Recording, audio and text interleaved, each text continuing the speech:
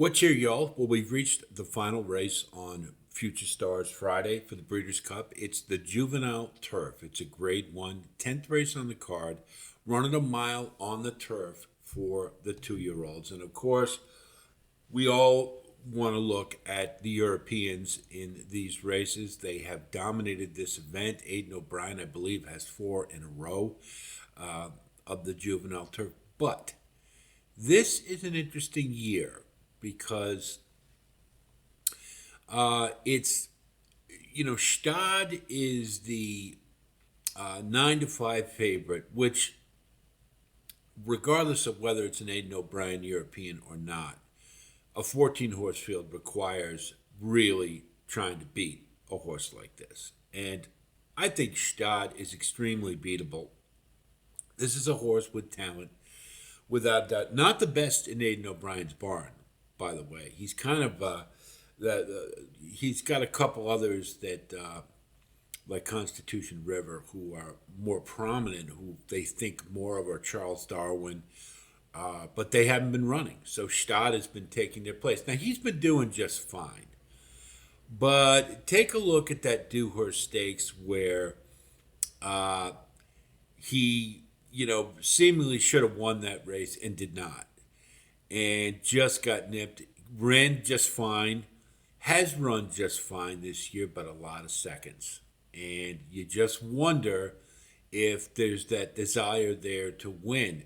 Regardless, it makes him very vulnerable in this spot. I think he's a nice horse, without a doubt. And do you have to use him? Yes, you do. He is one of the better foreign horses coming into this race. But I think we can try to beat him. Now, if we look at the race shape, I don't see much in the way of early pace. Hey Nene is undefeated, but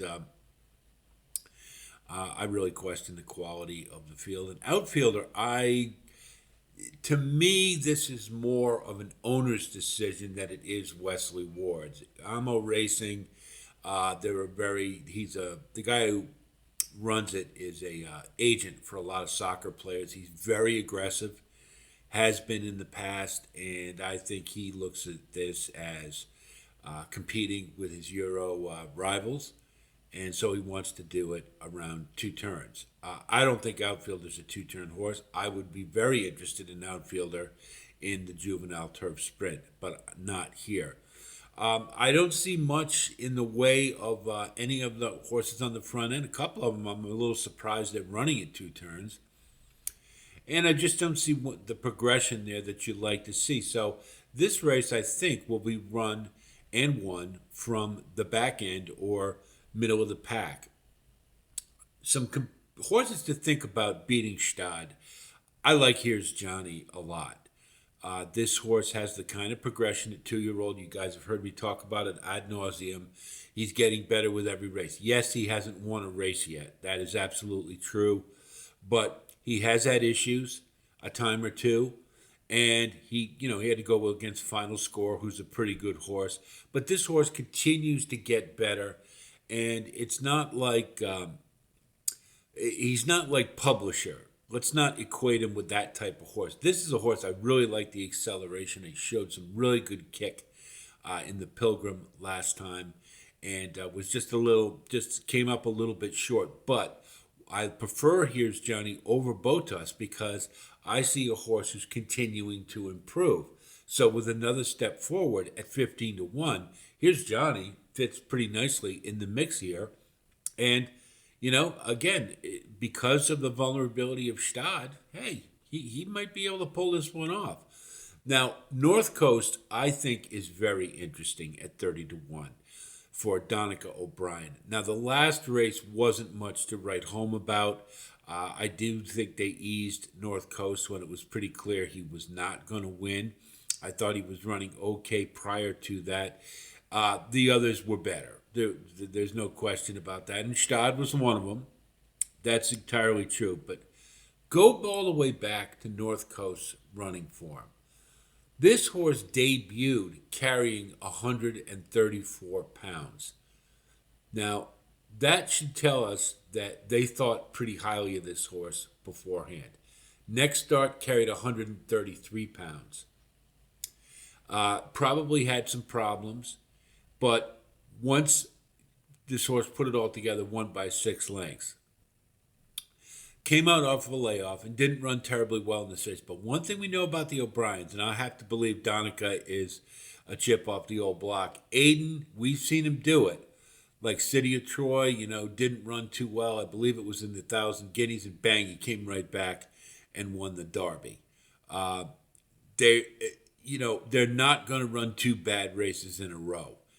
So to me, there's some talent here in an interesting field where I think you got a favorite who's pretty vulnerable. I think North Coast, when you carry that kind of weight, certainly has some quality, and I think is sneaky good in here. And I like North Coast as a long shot play. It's a horse I would highly consider. Stark Contrast is one that I think is heading in the right direction. Again, you're seeing a really good progression. California, yeah, I know, and but has a little home court knowledge, and that may help a little bit. Probably more for underneath, I would think, for Stark Contrast. But I do like a horse who's continuing to progress, and that's so important when you're looking at these races. Now, I'm going to pick Argos to win for Riley Mott. Riley Mott, another one who's proving to be a chip off the old block, off his dad, and that's pretty darn good. He already got a grade 1 earlier in this year with World Beater on the turf. This is a horse, again, who is showing steady progression. Won a nice summer stakes at Woodbine, and did so with a nice turn of foot. I think firing fresh for the Breeders' Cup. I like the work tab. This horse is ready to take another move forward, I think. And at 6-1, you're getting a pretty good price. And I really like Argos a lot. Probably going to get a little overlooked by the bettors, and that may drive the rate up. But to me, I'm focusing on horses I think are moving forward, are progressing. I'm not sure Stad is.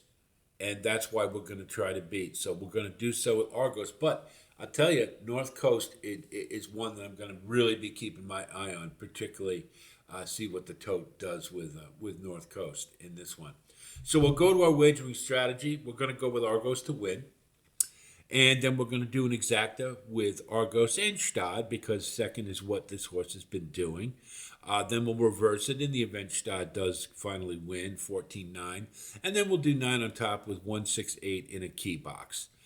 Because I think it is the kind of race that, if Stad falls off the board, then you're going to get a monster exacta. So we've got some good odds with a couple of 30-1 horses and a 15 going with Argos. That may pay pretty well. Trifecta, we're going to go 9-14, 9-14 with 1-6-8. And then 9-14 with 1-6-8 with 9-14. Of the races on the Future Stars card, this is the one I would least be likely to single. This is a spread race, and you've got to have odds based upon the vulnerability of Stad. The other juvenile races, there are some chalky horses that I think you can land on as a single comfortably. But this is the race that I think can make or break your pick 5, and I'm going to try to beat Stad. Hope our analysis helps you with your own wagering strategy, and I wish you the best of luck as always. And certainly if you do like content like this, please like and subscribe. And again, thanks to all of you who continue to support us. We're going to keep going. We've got through Friday. Now we're on to Saturday's card. So be on the lookout for more content from Right at the Wire. And let's have a great Breeders' Cup, okay? That's it from here. I'll talk to you soon. And until then, be well.